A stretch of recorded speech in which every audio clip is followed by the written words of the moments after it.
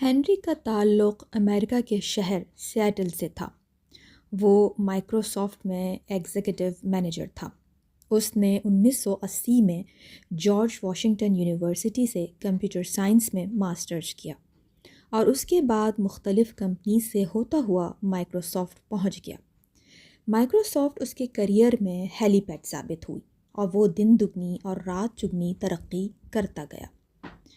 وہ 1995 میں کمپنی میں بھاری معاوضہ لینے والے لوگوں میں شمار ہوتا تھا اور اس کے بارے میں کہا جاتا تھا کہ جب تک ہنری کسی سافٹ ویئر کو مسکرا کر نہ دیکھ لے، مائکروسافٹ اس وقت تک اسے مارکیٹ نہیں کرتی۔ ہنری نے کمپنی میں یہ پوزیشن بڑی محنت اور جدوجہد سے حاصل کی تھی۔ وہ دفتر میں روزانہ 16 گھنٹے کام کرتا تھا۔ وہ صبح 8 بجے دفتر آتا تھا اور رات 12 بجے گھر جاتا تھا۔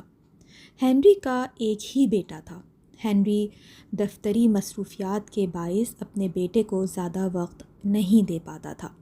وہ جب صبح اٹھتا تھا تو بیٹا اسکول جا چکا ہوتا تھا اور جب دفتر سے لوٹتا تھا تو بیٹا سو رہا ہوتا تھا۔ چھٹی کے دن اس کا بیٹا کھیلنے کے لیے نکل جاتا تھا جبکہ ہنری سارا دن سوتا رہتا تھا۔ 1998 میں سیاٹل کے ایک ٹیلی ویژن چینل نے ہنری کو انٹرویو کے لیے بلایا۔ اس انٹرویو میں ٹیلی ویژن کے میزبان نے اعلان کیا کہ آج ہمارے ساتھ سیاٹل میں سب سے زیادہ معاوضہ لینے والی شخصیت بیٹھی ہے۔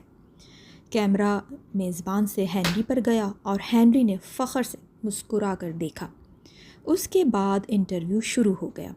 اس انٹرویو میں ہنری نے انکشاف کیا کہ وہ مائکروسافٹ سے $500 فی گھنٹہ لیتا ہے۔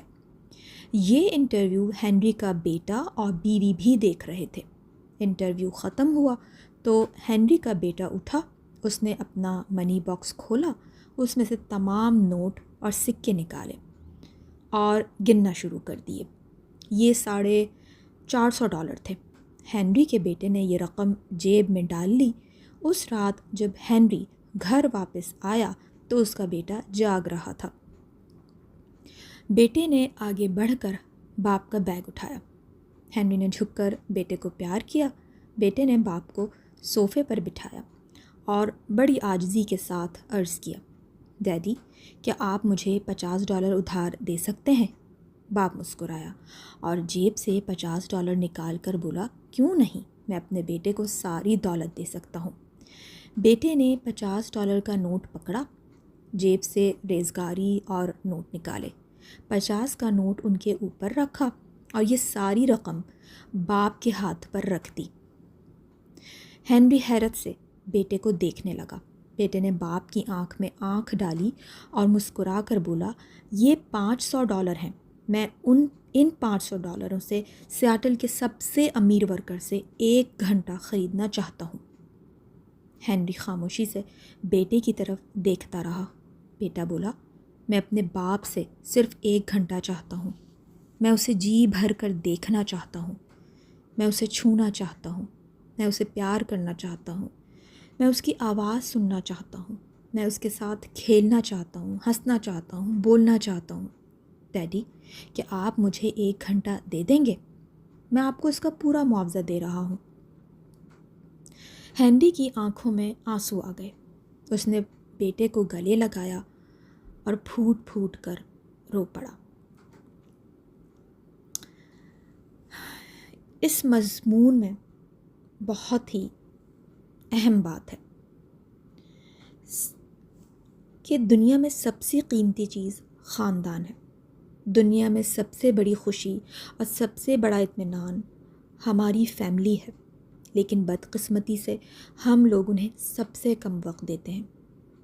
ہنری کا کہنا تھا کہ دنیا میں سب سے بڑی بے وفا چیز ہماری نوکری، ہمارا پیشہ اور ہمارا کاروبار ہوتا ہے۔ ہم آج بیمار ہو جائیں، آج ہمارا ایکسیڈنٹ ہو جائے تو ہمارا ادارہ شام سے پہلے ہماری کرسی کسی دوسرے کے حوالے کر دے گا۔ ہم آج اپنی دکان بند کر دیں، ہمارے گاہک کل کسی دوسرے اسٹور سے خریداری کر لیں گے۔ آج ہمارا انتقال ہو جائے تو کل ہمارا شعبہ، ہمارا پیشہ ہمیں فراموش کر دے گا۔ لیکن بدقسمتی سے ہم لوگ دنیا کی سب سے بڑی بے وفا چیز کو، زندگی کا سب سے قیمتی وقت دے دیتے ہیں۔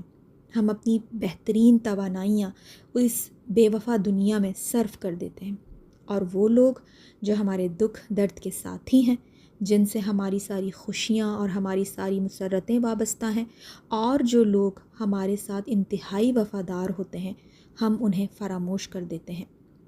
ہم انہیں اپنی زندگی کا انتہائی کم وقت دیتے ہیں۔ ہنری کی اس کہانی نے مجھے زندگی کا ایک دوسرا پہلو بھی دکھایا۔ مجھے محسوس ہوا کہ ہماری زندگی میں دو قسم کے لوگ ہوتے ہیں۔ ایک وہ لوگ جن کے لیے ہمارا وجود معمول کی چیز ہوتا ہے، جو ہمیں مشین کی طرح سمجھتے ہیں، جن کی نظر میں ہم محض ایک کارکن ہیں، جو ہمیں میز، کرسی، ٹیبل لیمپ، گاڑی، قلم، کاغذ، ٹیشو پیپر، کھڑکی اور دروازے سے زیادہ اہمیت نہیں دیتے، اور جو ہمارے بارے میں کہتے ہیں کہ استعمال کرو، پھینکو اور بھول جاؤ۔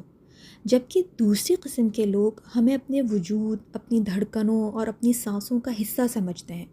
وہ ہمارے لیے تکلیف برداشت کرتے ہیں، وہ ہمارے لیے ظلم سہتے ہیں، وہ راتوں کو جاگ کر ہمارا انتظار کرتے ہیں، وہ ہمارے وعدوں کو آسمانی تحریر سمجھتے ہیں، اور جن کی نظر میں ہمارا ایک ایک لفظ مقدس اور پاک ہوتا ہے، اور جو ہمارے اصل ساتھی ہوتے ہیں۔ میں نے سوچا بدقسمتی سے ہم لوگ پہلی قسم کے لوگوں کو اپنی زندگی کا سب سے قیمتی حصہ دے دیتے ہیں۔ ہم لوگ زندگی بھر دوسری قسم کے لوگوں کو فراموش کر کے پہلی قسم کے لوگوں کے پیچھے بھاگتے رہتے ہیں۔ ہم بے وفا لوگوں سے وفاداری نبھاتے رہتے ہیں اور وفاداروں سے بے وفائی کرتے رہتے ہیں۔ بہت ہی خوبصورت پیغام کہ جو آس پاس لوگ ہیں، جو اپنے پیارے ہیں، ان کو وقت دیجیے، ان کی قدر کیجیے، کہیں پھر بہت دیر نہ ہو جائے۔